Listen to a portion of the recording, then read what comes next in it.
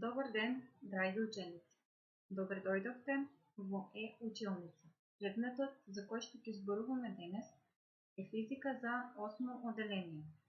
Нашата наставна содржина е камера обскура.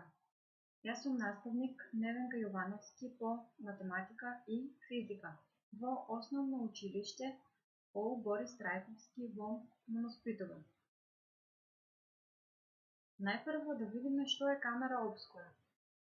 Камера обскура е оптичка направа која порано се користела како помагало за цртање, но исто така таа претставува пронајдок кој допринесе за откривање на фотографијата. Денешните фотоапарати понекогаш се викаат камери баш поради сличноста со оваа направа. Што претставувала камера обскура во минатото? Оптичките појави секогаш постоеле, но тие биле толкувани на различни начини. Уште во најраните времиња на човековата историја, за нивното дејствување тие биле поврзувани со таинствени и мистериозни сили. Овие описи на светлината како природна појава, чие потекло може до некаде да се објасни, за прв пат се појавуваат во Кина, а потоа во Индија и во Египет. Некои од светлосните феномени се пратени со очите на наблюдувач, односно со непосредно наблюдување, но тоа не било секогаш можно. Значи, постоеле феномени кои што не можеле да се пратат без посредник. Овие феномени биле помрачувањето на Сонцето и на месечината. Кога настанува помрачување на Сонцето и на месечината? Значи, затемнувањето започнува со влегувањето на месечината во земјината полусенка, со што затемнувањето е послабо и се забележува кога месечината повеќе ќе се доближи до сенката на земјата.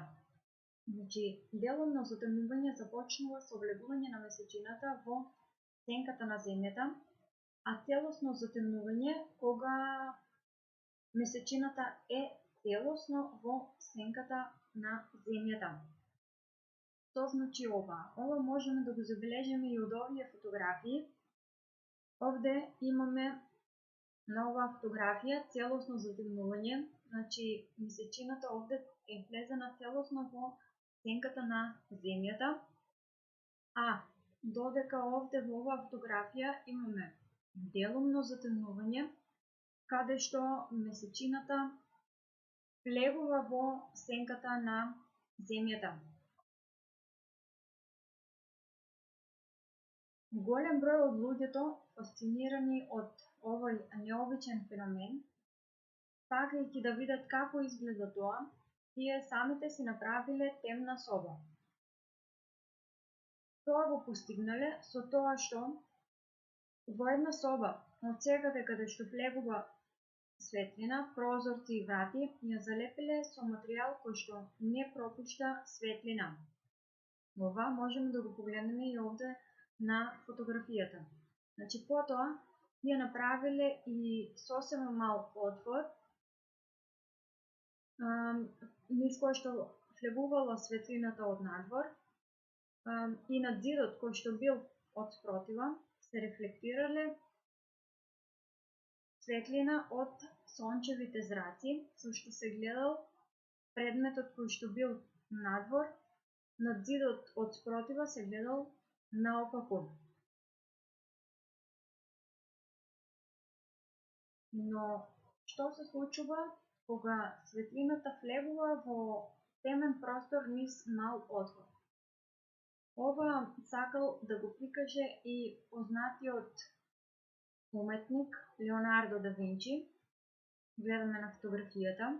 Значи, тој сакал да наслика еден пејзаж, што од спротивната страна направил исто така мал отвор, но пејзажот го насликал наопаку. Зошто го направил тоа така? Бидејќи тој сакал да прикаже дека во камера обскура сликата секогаш се гледа наопаку на зидот. тоа го направил уште во ренесансната Италија. Бидејќи тогаш во многу одмараишта во 19 век, ова било многу позната занимација. Тогаш исто така и еден професор по уметност направил многу интересен експеримент. Тој ги покрил прозорците на својата училница со црна пластика, целосно затемнувајќи ја просторијата и исекол едно многу мало дупче на материјалот. Речиси инстантно спротивниот зид станал како филмско платно, но неговата површина била покриена со интересна слика од луѓе и автомобили кои што се движеле покрај зградата. Сликата која што ја добил од спротиван од зидот била наопаку.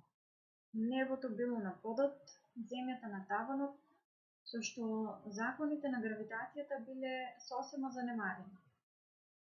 Овој професор ја претворил својата училница во камера обскура или една темна комора, која што била една од најстарите познати направи за сликање, а тој бил исто така и претходникот на фотографската камера.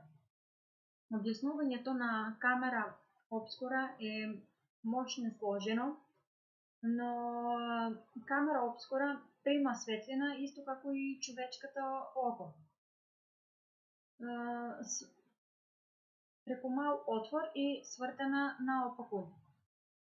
Светлината однадвор која што излегува, таа влегува низ еден мал отвор натре во комората и враците кои што ги добиваме овде на екранот се свртени наопаку.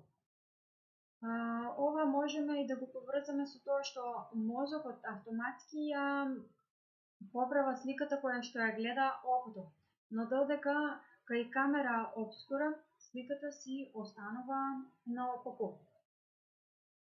Ова можете и вие самите да го воочите, ако дома си изработите една камера обскура, си направите од една картонска кутија, ја залепете од секаде и си направите еден мал отвор, натре можете да ставите црна хартија и да земете еден предмет со помош на сончевата светлина да рефлектирате зраци, со што самите ќе воочите дека предметот е светен наопаку. Ви благодарам на вниманието.